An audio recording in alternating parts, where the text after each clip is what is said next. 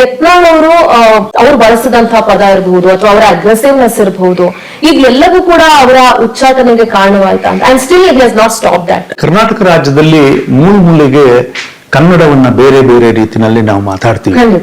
ಉತ್ತರ ಕರ್ನಾಟಕದಲ್ಲಿ ಮಾತನಾಡೋರು ಒಂದ್ ಸ್ವಲ್ಪ ನಮಗೆ ಅವ್ರ ಭಾಷೆ ಒಂದ್ ಸ್ವಲ್ಪ ಬಹಳ ಒರಟು ಅನ್ಸುತ್ತೆ, ಒಂದ್ ಸ್ವಲ್ಪ ಅದು ತೀಕ್ಷ್ಣ ಅನ್ಸುತ್ತೆ. ಆ ಕಾರಣಕ್ಕೋಸ್ಕರ ಯತ್ನಾಳ್ ಅವರ ಭಾಷೆ ಒಂದ್ ಸ್ವಲ್ಪ ಅದನ್ನ ಒಂದ್ ಸ್ವಲ್ಪ ಅವರು ಕೆಲವರು ಅದನ್ನ ಮಿಸ್ಯೂಸ್ ಮಾಡ್ಕೊಂಡಿರ್ಬೋದು. ಬರೀ ಭಾಷೆ ಮೇಲೆ ಸೀಮಿತ ಆಗಿರ್ಲಿಲ್ಲ ಸರ್. ನಾನು ಅವ್ರು ಆಡಿರ್ತಕ್ಕಂಥ ಮಾತನ್ನ ನಾನು ಪೂರ್ಣವಾಗಿ ನಾನು ಸಮರ್ಥಿಸ್ತಾ ಇಲ್ಲ ನಾನು.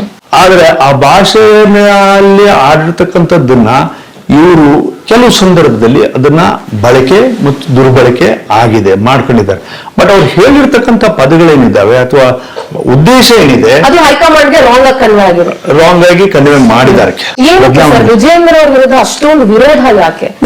ಕೆಲಸ ಮಾಡ್ತಾ ಇಲ್ವಾ ಅಥವಾ ಕಾರ್ಯವೈಖರಿ ಸರಿ ಇಲ್ವಾ? ವಿಜಯೇಂದ್ರ ಅವರು ವೈಯಕ್ತಿಕ ನಮ್ಮ ಪಕ್ಕದ ಕ್ಷೇತ್ರದವರೇ, ಅವರು ಶಿಕಾರಿಪುರ ಕ್ಷೇತ್ರದವರು, ಸೊರಬಾದ ಪಕ್ಕದಲ್ಲಿ. ನಾವು ಶಿವಮೊಗ್ಗದಲ್ಲಿ ಒಂದತ್ರ ನಾವು ಆಡಳಿತ ಮಾಡ್ತಕ್ಕಂಥವ್ರು ಮತ್ತು ಆರ್ಗನೈಸೇಷನ್ ನಲ್ಲಿ ಬಿಜೆಪಿನಲ್ಲಿ ಮಾಡ್ತಕ್ಕಂಥವ್ರು ಒಂದು ಜಾಗದಲ್ಲಿ ಕೂತು ನಾವೆಲ್ಲರೂ ಒಂದು ಮನಸ್ಸಿನಿಂದ ಮುಂದಿನ ಪೀಳಿಗೆಗೆ ಅಥವಾ ಮುಂದಿನ ರಾಜಕೀಯ ಬೆಳವಣಿಗೆಗೆ ಅಥವಾ ಮುಂದಿನ ಚುನಾವಣೆಗಳಿಗೆ ನಾವೇನ್ ತಯಾರಿ ಆಗಬೇಕು ಅಂತ ಹೇಳಿ ಕೆಳಮಟ್ಟದಿಂದ ಅಲ್ಲೂ ಕೂಡ ನಾನಾ ಕಾರಣಕ್ಕೆ ಅವರು ನಮ್ಮನ್ನ ವಿರೋಧ ಮಾಡ್ತಾರೆ. ಹಾಗಾಗಿ ಅವರು ವಿರೋಧ ಮಾಡ್ತಕ್ಕಂಥದ್ದಕ್ಕೆ ನಾನು ಯಾಕೆ ವಿರೋಧ ಮಾಡ್ತೀರಿ ಅಂತ ಹೇಳಿ 10 ಸಾರಿ ನಾವು ಕೇಳಿದೀವಿ. ಇವಾಗಲ್ಲ, ಮುಂಚೆನೂ ಕೇಳಿದ್ವಿ. ನಾನು ಇವಾಗ ಅಧ್ಯಕ್ಷ ಆದ್ಮೇಲೆ ಅಂತ ಹೇಳ್ತಾ ಇಲ್ಲ. ಯಡಿಯೂರಪ್ಪನವರು ಮುಖ್ಯಮಂತ್ರಿ ಇದ್ದಾಗ ಕೇಳಿದ್ನಿ, ಕಟೀಲ್ ಅವರೇ ಅವ್ರಿಗೆ ಬಂದ್ಬಿಟ್ಟು ಸುಧಾರಿಸ್ತಕ್ಕಂಥ ಕೆಲಸ ಮಾಡಿದ್ದಾರೆ. ಇವಾದ್ರೆ ಅವ್ರು ಬಿಡೋದಿಲ್ಲ. ನಿಮ್ಮ ಕ್ಷೇತ್ರದ ಅಡ್ಜಸ್ಟ್ಮೆಂಟ್ ಪಾಲಿಟಿಕ್ಸ್ ಮಾಡ್ತಾರೆ. ನಮಗೆ ಎಲ್ಲೋ ಒಂದು ಹತ್ರ ಸಂಘಟನಾತ್ಮಕವಾಗಿ ಯಡಿಯೂರಪ್ಪನವರ ಹಿರಿತನಕ್ಕೆ ಮುಂದೆ ಒರೆಸ್ಕೊಂಡು ಹೋಗ್ಬೇಕಾಗಿರ್ತಕ್ಕಂಥ ರಾಜಕಾರಣದಲ್ಲಿ ವಿಜೇಂದ್ರ ಅವರು ಸರಿಯಾದಂತ ಪಾದವನ್ನ ಅಥವಾ ಕಾಲನ್ನ ಇಡ್ತಾ ಇಲ್ಲ, ಮಾರ್ಗವನ್ನು ಹಿಡಿದಿಲ್ಲ, ಅದು ತಪ್ಪು ದಾರಿಗೆ ಇಳಿದಿದ್ದಾರೆ, ಅವರೆಲ್ಲರೂ ಕೂಡ ಹಾದಿ ತಪ್ಪಿದ್ದಾರೆ ಅಂತೇಳಿ ಅನಿಸುತ್ತೆ.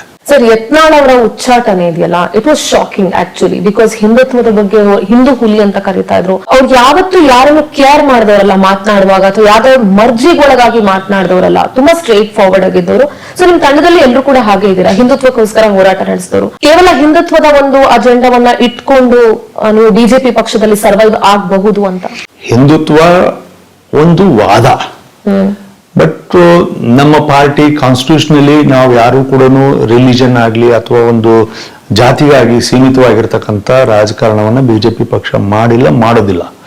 ಬಟ್ ಇವತ್ತಿನ ಮುಸ್ಲಿಂ ಮೈನಾರಿಟೀಸ್ ಪ್ರಾಪರ್ಟೀಸ್ನೇ ರಕ್ಷಣೆ ಮಾಡಕ್ಕೆ ಕೇಂದ್ರ ಸರ್ಕಾರ, ಬಿಜೆಪಿ ಸರ್ಕಾರ ಇವತ್ತು ನಿಂತಿದೆ ಅನ್ನೋದಾದ್ರೆ, we are not communal, we are not one based party here.